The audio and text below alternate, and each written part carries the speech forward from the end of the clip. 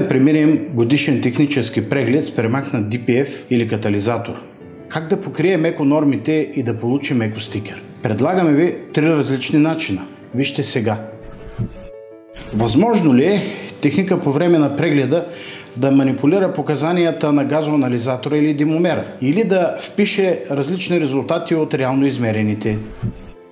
Да, напълно е възможно, ако ви е приятел и си сложи главата в торбата. Екостикера се издава на база година на производство на автомобила и наличие на вредни емисии в изгорелите газове. Годината не може да бъде променена, а вредните емисии в изгорелите газове се измерват с димомер или газоанализатор, който е свързан централно към сървър.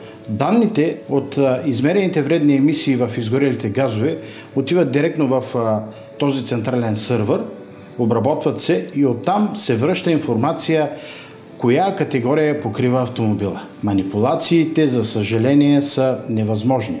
Освен, както казах, ако техникът не си сложи главата в торбата. Но все пак има вариант. Какъв?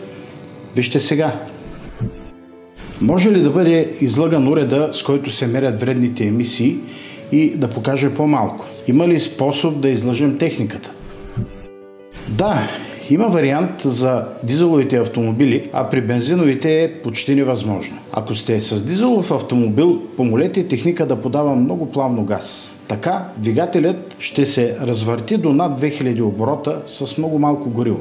Имаме наличие на бедна горивна смес. Димомера измерва малък коефициент на светопоглъщане и може би минавате. Ако обаче сте с бензинов автомобил, там трябва да се задържи за около минута двигателя на над 2000 оборота. Наличието на въглероден окис, който всъщност е най-отровният от всички газове, се показва като средна стойност за периода на измерването. Накратко, почти е невъзможно да се излъжи уреда. Но в крайна сметка, има ли ефтина алтернатива на скъпите DPF и катализатори? Ще ви кажем сега.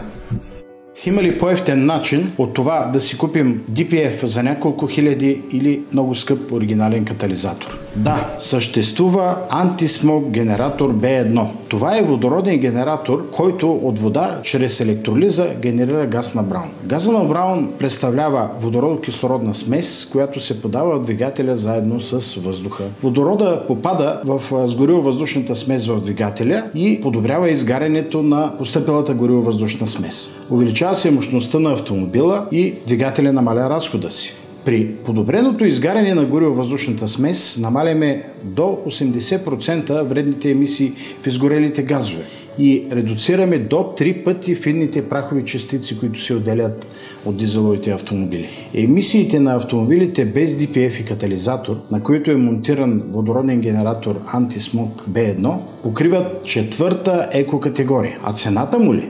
Цената му е 6 до 10 пъти по-ниска от оригинален DPF или катализатор.